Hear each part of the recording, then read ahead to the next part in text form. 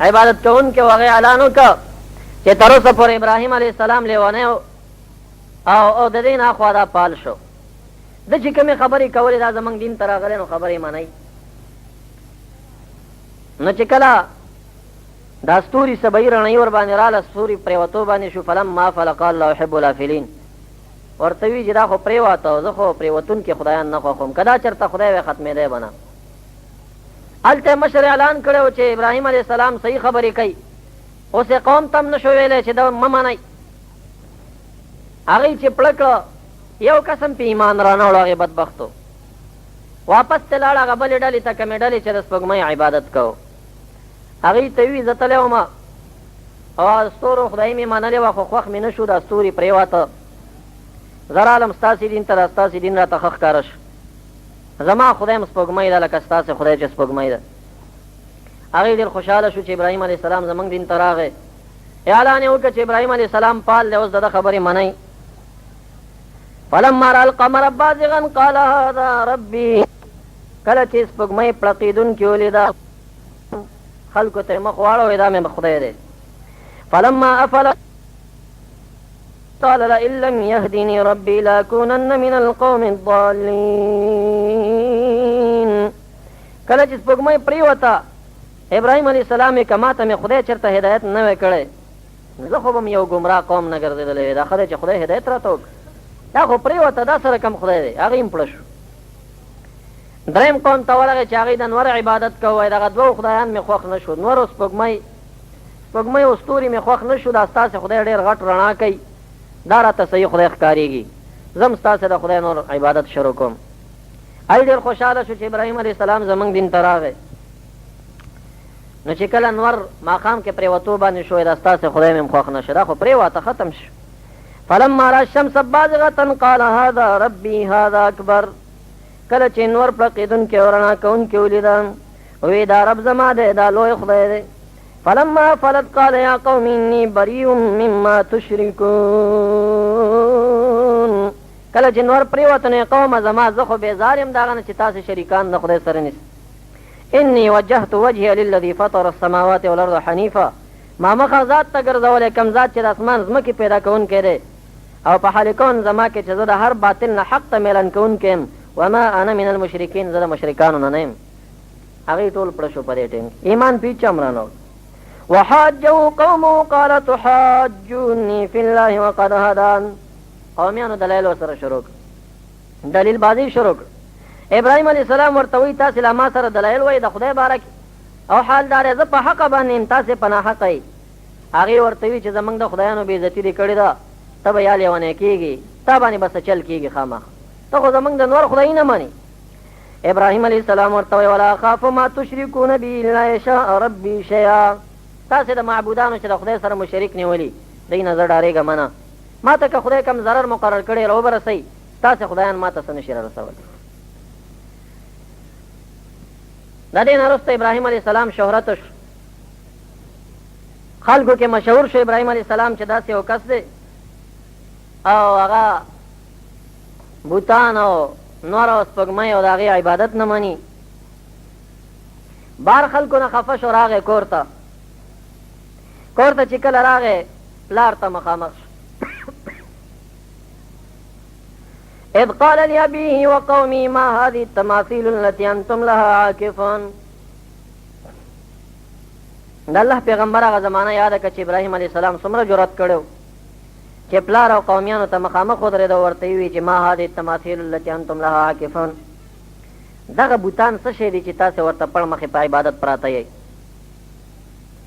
هغې سره بل جواب نه و. هغې جواب ورکړ قالوا وجدنا آباءنا لها عابدین موږ مونده کړي پلاران خپل چې د دې عبادت به یې کوو نور پوهېږو نه خو پلار هم په دې لاره تللی و. دا اوسني بدبخته وهابیان همونږ ته دا ځای پیش کوي. وایي ګوره د ابراهیم علیه السلام مقابله کې مشرکانو هغې ته به چې وي تاسې ولې هغې به وي موږ پلار پسې ځو نو پلار خو یې د بت پرستو. قالوا وجدنا آباءنا لها عابدین موږ پلاران لیدلي چې دې ته به عبادت کوو نو موږ ځکه عبادت کوو. نو العیاذ بالله موږ پلار کوم ځای کې بت ته عبادت کړی و چې موږ تا ته پلار پیش کوو په مثال کې. دا دغه مشرکان په موږ ته دلیل کې پیش کوي. آیتونه د قرآن هم داسې ترجمه ورته وکړي ګوره رښتیا قرآن داسې ویلي که نه قرآن ویلي د چا باره کې ویلي دي. وإذا قيل لهم اتبعوا ما أنزل الله قالوا بل نتبع ما ألفينا عليه آباءنا. دا نیم آیت مني دې پسې رستو بل آیت دی نه مني. بیا کله چې ورته ویلی شي راځئ د قرآن اتباع وکئ دوی وایي بل نتبع ما ألفينا عليه آباءنا. موږ اتباع د هغه لارې کوو چې په کوم باندې مور او پلار زموږ تللي دي.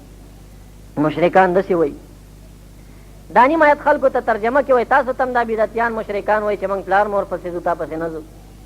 ارستو ورپسې الله وایي اولو کان آباؤهم لا یعقلون شیئا ولا یهتدون.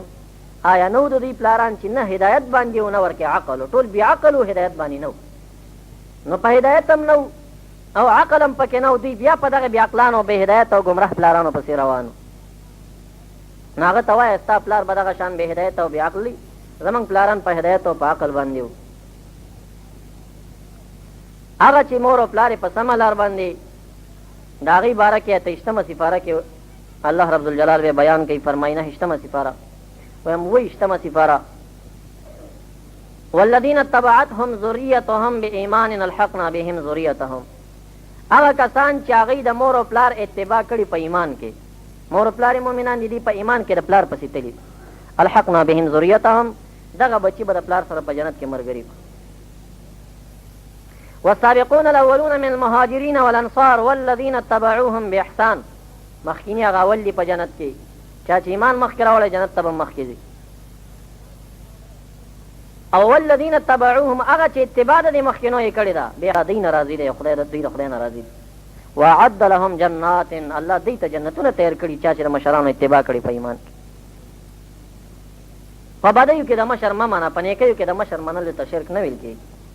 نو دا ابراهیم علیه السلام چې و نو هغه بت پرست و هغې جواب ورکړه. خپله ابراهیم علیه السلام ورته بیرته وایي قال لقد كنتم انتم واباكم في ضلال مبین. یقینا تاسې چې او پلاران مو چې دي په لویه ښکاره ګمراهۍ کې پراته یې. دی بدبخته د قرآن نه غلطه استفاده کوي صحیح معنا نه کوي. مخکې چې کوم دریو شیونو ته ابراهیم علیه السلام خدای ویلو هغه حقیقتا خدای نه ویلی. د دوی مشران ابوالعلا مودودي او بعضې نور پاکستان کې جمعیت اسلامي ورته وایي. بعضې تاسې عوام خو پې پوه نه وایي دا ښه خلک دي جهاد دی او جهاد. د دوی د مشرانو عقیده ډېره خرابه ده. په افغانستان کې ورته اخوانیان وایي. دا ځان ته ډلې دي مودودیان ورته وایي. دوی د پیغمبرانو د عصمت نه منکر دي وایي چې پیغمبران نه ګناهونه کېږي. او وایي ابراهیم علیه السلام 3 کرته شرک کړی دی. هغه دغه ځای پېښ کوي چې ګوره انور ته یې خدای ویلي دي قرآن درته پېښ کوي هغه سپوږمۍ ته یې خدای ویلي ستورو ته یې خدای ویلي. نورې په مطلب باندې د عوام نه پوه کوي چې دی په څه طریقه باندې ویلي. خو نه مناظرې میدان و او مناظره کې چې څوک پړکی د هغه بعضې شیونه به منې ورسره سارې ورته وي دا زما خدای دی چې هغې د ده خبره خو مني. هغه درته لیونی وي د ده خبره یې نه منله او چې ماښام نور پرېوته وایي دا خو پرېوته دا سره کم ته خدای. مثلا یو کتاب تا ته څوک وهابي پیش کړي په هغه کتاب کې ستا مسله هم ذکر ده بله مسله مناظرې په ټیم کې تا ته وایي دا کتاب منې او بلکل منم پیش کړه چې پیش کې واپس ته ورته هغه صفحه راواړوه چې ستا مسله پکې ده. اگر که کتاب به د ده مشر لیکلی یو وهابي به لیکلی خو چې پوهېږي چې په دې کې دی بېرته ګیرېږي نو ټیم کې ومنه ورسره کړه ستا کتاب هم منم ستا کتاب پیش کړه ما ته د ده په کتاب خو به تا کتلی شاته به د ده مسله پکې بېرته رد شوي هغه به ورته بېرته پیش کړه. اوس د دې مشران دي ابن تیمیه ابن قیم دا د وهابیانو مشران دي. اوس ابن قیم یو کتاب لیکلی الروح او ټول په دې باندې لیکلی چې مړي په قبرونو کې ژوندي دي اورېدل کوي لیدل کوي په دې لیکلی غټ کتاب حدیثونه یې راخست. دوی اوس نه مني نو دوی ته موږ وایو هغه مشر دی ومنه ستا مشر داسې لیکلي. نو دا شرک نه دی. ابراهیم علیه الصلاة والسلام دې ته توریه ویل کېږي او دا توریه چې کوم دی مناظرو کې کېدی شي. خپله وایي وما انا من المشرکین زه په ځای باندې ما کان ابراهیم یهودیا ولا نصرانیا ولکن کان حنیفا مسلما وما کان من المشرکین. ابراهیم علیه السلام یهودي نه و نصراني نه و هغه مشرکانو نه نه و خدای تعالی وایي دی وایي نه شرک یې کړی دی وروسته یې توبه ایستلې العیاذ بالله. قوم ته چې دا خطاب وکړو نو مور او پلارو ته مخامخ شو قومیان هم راجمع دي قالوا اجئتنا بالحق ما انت من اللاعبین وایي دا ته موږ سره لوبې کوې، څه مسخرې کوې که نه، څه خبره چا درته کړې ده او په حق دین باندې راغلی، دا ستا خبرې داسې دي چې ټوکې شان دي. نو ابراهیم علیه السلام ورته خدای ښیي چې خدای سره کم ذات دی. نو د وهابیانو غوندې ورته نه ښیي چې خدای لاسونه دي غټ غټ او په کرسۍ ناست دی او په عرش ناست دی، داسې نه ښیي ورته. څه ورته ښایي؟ د خدای صفتونه ورته ښیي. خدای ذات کې څو خبرې خو نشي کولی، لاس لري، خپې لري، سترګې لري، دا د خدای تعریف نه دی. د خدای دا رقم ته تعریف کول وما قدر الله حق قدره. یهودو نصاراو به خدای ته ګوتې ثابتولې، خدای تعالی ته به یې خپې ثابتولې، سترګې به یې ثابتولې. خدای تعالی وایي وما قدر الله حق قدره. یهودو د خدای په حق باندې قدر او عزت نه دی کړی. دا د خدای عزت او قدر نه دی چې ته خدای ته اندامونه ثابت کړي. لا تفکروا فی ذات الله بل تفکروا فی صفات الله. نبی علیہ السلام فرمایي چې تاسو د خدای په ذات کې سوچونه مه کوئ چې خدای به سره کمي، د خدای صفتونو کې سوچ کوئ. نو ابراهیم علیه السلام خو څه وهابي نه و چې هغه ورته ویلی د خدای لاس دی او خپې دي او داسې دی، دا ورته نه وایي. او ورته وایي قال بل ربکم رب السماوات والارض الذي فطرهن. رب ستاسې هغه ذات دی چې د ټولو اسمانونو او د ځمکو خالق دی، هغه ذات دی فطرهن چې دا ټولې پیدا کړي. وانا على ذلكم من الشاهدين. زه په دې ګواه کوونکی یم، د حشر میدان کې به ګواهي کوم چې قوم ته ما دا تبلیغ کړی. خو بیا هم تاسې د بوتانو نه نه منې کېږئ. وتالله لاکیدن اصنامکم بعد ان تولوا مدبرین. قسم مې په خدای باندې تاسې به بوتانو به څه چل کومه، هغه وخت کې چې تاسې واپس ما ته شا کوئ او میلې ته لاړ شئ، نو زه به ستاسې په بوتانو باندې څه نخرې کوم. دغه وخت راغی چې د هغې عیدګاه شو، اختر شو، ټول ووت. ده ته وي راځه ته هم را سره لاړ شه، وایي زه مریض یم. فجعلهم جزازا الا کبیرا لهم. تبر راواخېسته راغی، کلف یې ورمات که چې وردن نه شو، دومره بیا قلو الواګانې او دا یې ورته بوتانو ته ایښي وو مخامخ، مچان پې باندې بڼېده. ناول خو یو څو تتوڼي ووهل چې تاسې مچان ځان نه نشي شړلی، ځان ته خدایان وایي، دا څه رقم خدایان. نو بیا تبر راواخېسته نو ټوټه ټوټه یې فجعلهم جزازا.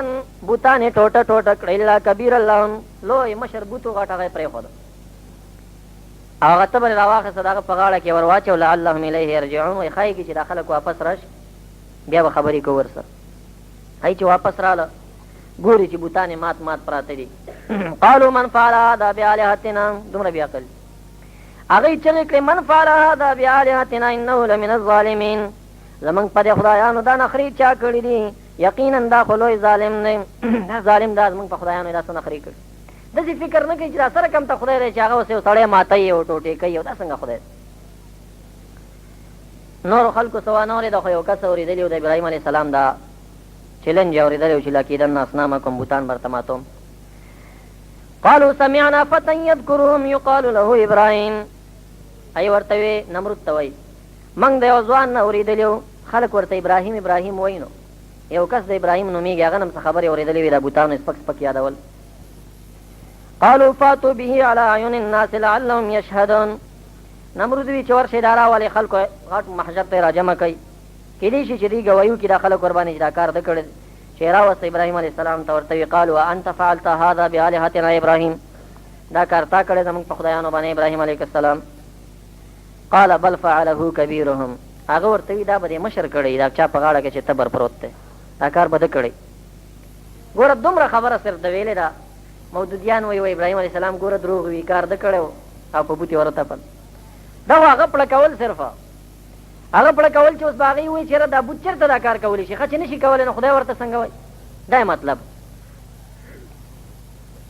خو سره د دې نه ګوره دا توریه ده، دا صرف خلک ګیرول دي. په د حشر میدان کې چې آدم علیه السلام خلک جوابي کړي، نوح علیه السلام ته به راشي، چې هغه یې جوابي کړي ابراهیم علیه السلام ته به راشي. ابراهیم علیه السلام ته به وایي زموږ دا حال ته وګوره، خدای نه دعا وغواړه چې موږ باندې اسلامي راشي. هغه به ورته دا ځای یاد کړي، ویره یو وخت کې ما داسې خبره کړې وه، ما ته د خدای نه حیا راځي، کار ما کړی او ما خواست خلک ګیرول، او ما ورته وی چې بل فعله کبیرهم، دا به دې مشر کړی. ګوره معمولي شان خطا ده، لیکن د پیغمبر په شان کې دا معمولي خطا دومره لویه ده، وایي د خدای نه حیا راځي، خدای ته دا سوال بیخي کولی نه شم. بل فعله کبیرهم، دا به مشر کړی. هذا مشر ته یې ګوته ونیو. فاسألوهم، تاسې تپوس ترې نه وکئ دا کار د کړی که نه، ان کانوا ینطقون، که چېرته غږېږي. او دا مات مات بوتانو نه پوښتنه وکئ، دا چې دومره چا په تبر وهل ورته به پته وي چې چا وهلي. فرجعوا الى انفسهم فقالوا انکم انتم الظالمون. سرونه یې ځان سره ټیټ کړه، ویې چې ظالمان خو موږ یو، چې دا سره کوم خدایان دي چې موږ ته خپل قاتل نشي معلومولی. ثم نکسوا علی رؤوسهم لقد علمت ما هؤلاء ينطقون. بیا سرونه ټیټ کړل. وی ابراهیم علیه السلام ته خو پوهېږي چې دوی خبرې هم نشي کولی، نو دوی نه څنګه تپوس وکړو؟ قال فتعبدون من دون الله ما لا ينفعكم شيئا ولا يضركم. هغه ورته ښه نو تاسې عبادت د داسې چا کوئ چې نه درته نفع رسولی شي او نه درته ضرر رسولی شي، د دوی عبادت نه ولې کوئ؟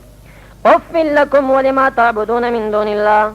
هلاکت دې تاسې لرئ هغه بوتان لره چې تاسې سوا د خدای نه عبادت کوئ. افلا تعقلون، عقل نه لرئ؟ نمرود په غصه شو، پیدا کار هم کړی دی، لا موږ خدایانو پورې نورې مسخرې هم کوي. اعلان یې وکړه چې تاسې ټول چې څومره وس کېږي بس راجمع کوئ، لرګي راجمع کوي. داسې بدبخته مشرکانو چې په ځانونو باندې نظرونه منلي وو، چا څومره خرواره نظر، چا څومره خرواره نظر چې ابراهیم علیه السلام اور دپاره به زه جمع کوم. میل په میل کې لرګي راجمع شو، یو میل داسې یو میل داسې، دومره لوی لرګي راجمع کړ. اوس دا په څه طریقه باندې دی منځ ته ورغورځئ. ابلیس لعین راغی، سم شکل کې نمرود ته وایي د دې چل خو آسان دی، یو ټال جوړ کړه او په دې ټال کې دی کېنه، زنګور ته ورکړه، پړي پې وشکه او منځ کې به پروت وي. هماغه چل یې ورسره وکړه. د خدای تعالی د رحمت فرشتې ټولې را جمع شوې وې، د ټال هغه پړي نیولي وو کلک چې د خدای دوست ورته غورځېږي. څومره وسې چې په ټال باندې وکړه ټال مخکې نه ځي. نمرود حیران شو چې دا څه چل دی. ابلیس چې وکاته چې ګوري د رحمت فرشتو ټال نیولی دی، راغله او نمرود ته یې وی چې داسې وکړه چې دلته څه جنکۍ وګډوه او څه ډولکي سورنا دا شی نه ووهه، نو دا شی به سټارټ شي، دا نه سټارټېږي. دی خو پوهېږي چې کوم ځای کې ډول او سورنا دا شی وغږي رحمت فرشتې نه ټینګېږي. نو چې هغه دمبازي شروع کړه، رحمت فرشتې په تېښته شي لاړې، هغه ټال دی ته اوزګار شو، خوشې کړه. چې کله یې دا ټال خوشې کړه، په دې منځ کې روان دی ابراهیم علیه السلام توکل ته ګوره. جبریل علیه السلام ورته راورسېدو، وایي هل لکه حاجت، څه حاجت لري؟ وایي واما لکه فلا، تا ته خو مې څه حاجت نشته. نو هغه ورته وایي چې الله ته هم څه حاجت نشته، د روان حالت کې دی. وایي حسبي من سؤال علمه بحالي، خدای ته چې سوال کوم چې د دې نه مې خلاص کاره باندې ښه پوه دی، خپله مې دې خلاص کړي، دومره ورته نه وایم چې خلاص مې کړم، داسې به د خدای خوښه وي په ما باندې. دا هغه محض توکل مقام دی، هغه خاص ټیم د توکل چې د هغې نه اخوا به څوک اسباب استعمالوي نو خدای به عذاب ورکوي ورته. محض توکل. نبي علیه الصلاة والسلام به ډېر وخت پورې په ځان پیرېدل، ولې دا آیت چې راغی چې والله یعصمک من الناس، خدای د خلکو نه ساتي. انس صاحب وایي یو بل صحابي موږ دواړه پیرو، ناوخته عایشې د کړکۍ نه سر راښکاره کړه، راته وایي ځئ کورونو ته لاړ شئ، ما ته خدای وایي زه د خلکو نه ساتم، زه به نورې پیرې په ځان باندې نه لرم. اسباب یې ختم کړل، محض توکل شو په خدای باندې. دا ور منځ ته وغورځېده. پاس بنګله وه، په دې بنګله کې د نمرود یوه لور وه، هغه هم ناسته وه. هغه نمرود لور چې و مخکې نه پټ ایمان راوړی و، هغې چې وکاته د کشف سترګې خلاصې شوې، ګوري چې لاندې اور نه دی او ابراهیم علیه السلام په باغ کې ناست دی. هغه د هغې ځینه چغې کړې چې آمنا برب ابراهیم، د ابراهیم علیه السلام په رب ما هم ایمان راوړی. نمرود چې خبر شو ډېرې ورباندې سخته تېره کړه چې ګورې تا م ورته غورځوم، ما غورځو، دا دننه ګلزار دی، ایم په ټال کې سوره کړه د اور منځ ته یې غورځوله، لیکن هغې باندې مور ګلزار شو. قالوا حرقوه وانصروا آلهتکم، اعلان یې وکړه چې ابراهیم علیه السلام وسوځوئ، د خپلو خدایانو مدد وکئ، ان کنتم فاعلین، که چېرې د کار کوونکي نو داسې وکړئ. الله رب الجلال فرمایي قلنا یا نار کوني بردا وسلاما، وی موږ یې اوره شه یخ، یخ کرخ وسلاما، سلامتیا کې شه په ابراهیم علیه السلام باندې. مفسرین کرام لیکي چې الله وی بردن یخ شه او بیا وی وسلامن په سلامتیا شه. وایي که سلامن ټکی ورته نه وی ویلی نو دومره به یخ شوی وی چې ابراهیم علیه السلام به یې د یخنۍ نه په عذاب کړی وی. نو بس چې ورته یخ شه د هغې ګرمایش ختم شه، چې ورته په سلامتۍ باندې شه نو دننه پکې یخني هم نه وه بیا. وارادو به کیدا فجعلناهم الاخسرین، دې اراده د ابراهیم علیه السلام سره د چل وکړه. الله وایي موږ دا خلک تاوانیان کړ، دې مې ورته ټیټ راوسته. څه وخت بعد چې اور ختم شه، 8 ورځې و غالبا څومره پې باندې اور بل شوی و چې بیا راووت ابراهیم علیه السلام روغ جوړ ګرځېږي. د هغې نه وروسته چا ایمان پرې رانه وړ. یو حضرت لوط علیه السلام و چې هغه یې وراره و مخکې نه ایمان پرې راوړی او ورسره و، د دې خلکو نه ډېر خفه شو، روان شو. او یو ورسره بیبي آسیه رضی الله، بیبي سارته رضی الله عنها وه، هغه هم وروسته یو بادشاه ورته ورکړه، بیبي هاجره رضی الله عنها وه. د دې نه روانېږي. په دغه ټیم کې چې دی روانېږي نو حضرت جبرائیل علیه الصلاة والسلام ورته راغی. چې راغی ورته ولقد جاءت رسلنا ابراهيم بالبشرى قالوا سلاما. اراغلو استاد زمنګ ابراهيم عليه السلام ته وزيري باندې ورته سلامتی دی پتا سي باندې قال سلام پتا دې سلامتی. فما لبث ان جاء بعجل حنيذ. ابراهيم عليه السلام ډېر ملمدوست درنګ تیر نکړه سم د چګوري او سخی ورید کړه د مخامخ ملمنو ته کې خود. فلما را ايديهم لا تصل اليهم نكرهم واوجس منهم خيفا. هغه زمانه کې رواج دا و چې کم کور ته بسو کورل او روټي به ونه خوړه او روټي به کې خود شو نه به خوړه. دا به سړي د قتل پسې راغلیو. چې کله ابراهيم عليه السلام ولید چې دا الله سنا دی ورید کړي سخی ته نه نږدې کوي نکرهم بده یو غنلا واوجس منهم خيفا. زړه کې یره پیدا شو. دی پوه شو چې ابراهيم عليه السلام یریږي لړزه ور باندې رااله. قالوا لا تخف انا ارسلنا الى قوم لوط. ورته مې ریګه موږ د خدای استاد یو فرشتي یو موږ ډان نه خورو او نه چې دینو سخی خورو. موږ د لوط علیه السلام قوم باندې د عذاب نیټه نږدې شوې د هغې پسې خدای را لېږلي. وامرأته قائمة فضحكت فبشرنا بإسحاق ومن وراء إسحاق يعقوب. دې خواته بیبي ولاړه وه فضحكت هغې وخندل. فبشرناها بإسحاق موږ زیری ورکړه په اسحاق علیه السلام باندې. ومن وراء اسحاق یعقوب. ورته ویل چې د اسحاق علیه السلام پسې به د نوسی پیدا کېږي یعقوب علیه السلام. زیری یې ورکړه. دې وخت کې ابراهیم علیه السلام د 9 نوي کالو او بیبي ساره رضی الله عنها چې ونه دا د یو نوي یو روایت کې راځي او بلکې 9 کالو راځي. 250 کالونه اخواته زنانه اولاد نه کېږي. قالت یا ویلتا الد وانا عجوز وهذا بالي شیخا.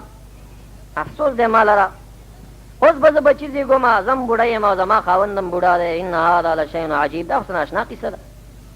قالوا وتعجبين من امر الله رحمة الله وبركاته عليكم اهل البيت. جبريل السلام ورته تاسو د خدای په امر کې تعجب کوئ چې خدای اوس داسې کوي نو تاسو څه تعجب دی. رحمت د خدای دی او برکتونه د خدای دی په تاسو باندې ای د ابراهیم علیه السلام خاندانه. انه حمید مجید. خدای ستایل شوی او بزرګوار ذات دی. کله چې ابراهیم علیه السلام نه دا یره ختمه شوه ډار ته ختم شو. یجادلنا فی قوم لوط. الله فرمایي نو موږ سره جګړې شروع کړې د لوط علیه السلام په قوم کې. ای داسې و صدوم علاقه وه 4 لاکه کورنۍ پکې وې. هغې ته لېږلی چې دعوت چلوه. نو جبریل علیه السلام راغی و چې خدای تعالی را لېږلی یم چې دا خلک د لوطیان دي د هلکانو سره بدفعلیانې کوي او دوی د عذاب نیټه نږدې ده. دوی باندې عذاب ورشه او دا ځمکه پې نسکوره که. ابراهیم علیه السلام خدای تعالی سره جګړه شروع کړه. یجادلنا فی قوم لوط. الله فرمایي چې دنه دا ډار ختم شه چې پوه شو دا خو فرشتي دي. نو یجادلنا فی قوم لوط. د لوط علیه السلام قوم باره کې زموږ سره جګړې شروع کړې. نو جګړې داسې نه وې چې خدای په دې ته عذاب ولې راولي. دلته خو زما وراره لوط علیه السلام دی خیر د دې معاف کا. دا جګړه وه ورسره سپارش یې کو. ان ابراهیم لحلیم اواه منیب.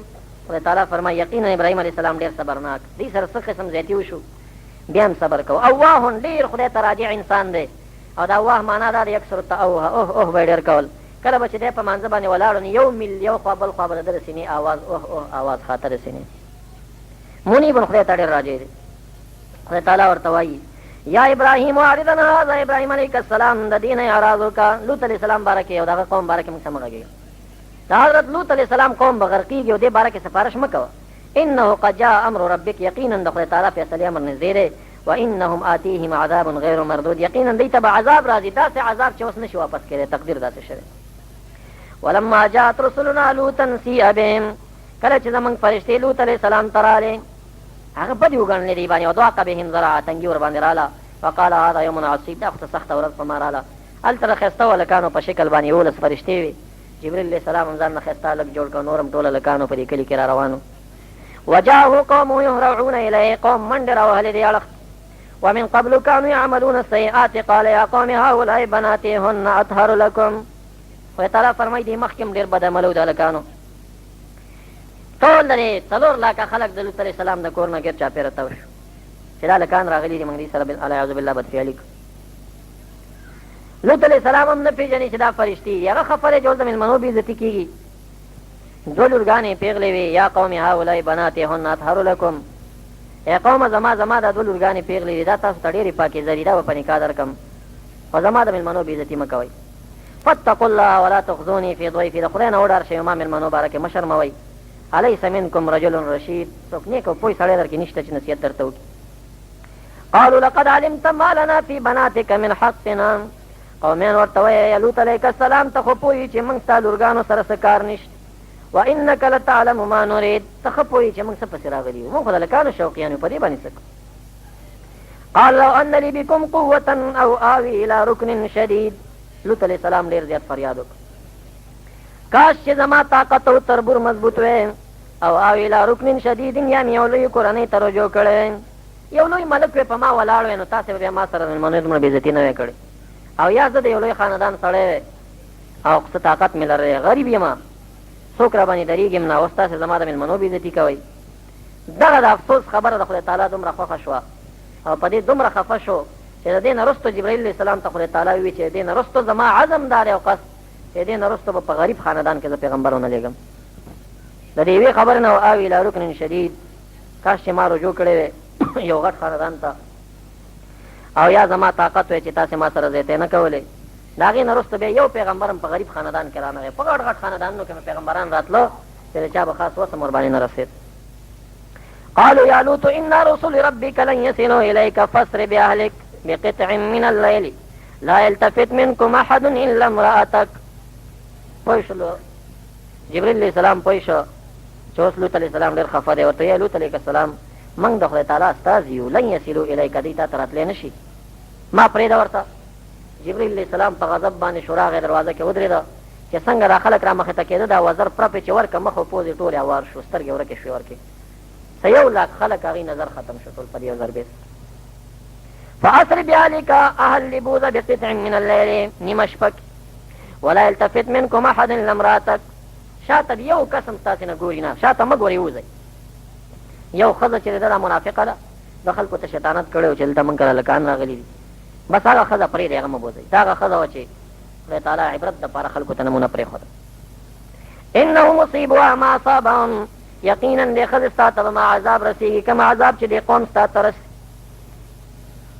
نو لوط علیه السلام دومره غوسه و اوس سمدس پې عذاب نه راځي چې سمدس غرق شوي وي جبريل علیه السلام ورته وایي ان موعدهم الصبح یقینا د دوی د عذاب نیټه سبی دی الیس الصبح بقریب لوط علیه السلام وایي دومره لري سبی پورې انتظار څوک کوي جبريل علیه السلام ورته وایي آیا سبی نږدې نه دی ډېر نږدې دی ته چې څو روانېږي او د علاقې نه وځې سبی راخېږي فلما جاء امرنا جعلنا عاليها سافلها وامطرنا عليها حجارة من سجيل منضود خدای تعالی فرمایي چې زمونږ د عذاب نیټه پرې راله جبريل علیه السلام تمام رکو وزرې ورلندې که جعلنا عاليها سافلها داسې دا ټوله ځمکه 4 لاکه کورنۍ اسمان ته جګې کړې بر اړخ د ځمکې م لندې که لندې م پې بره که پړ مخې د اسمان نه م نسکور را ګزار کړو څه خلک تجارت ته وتلي و بهر ته وامطرنا عليها حجارة من سجيل ور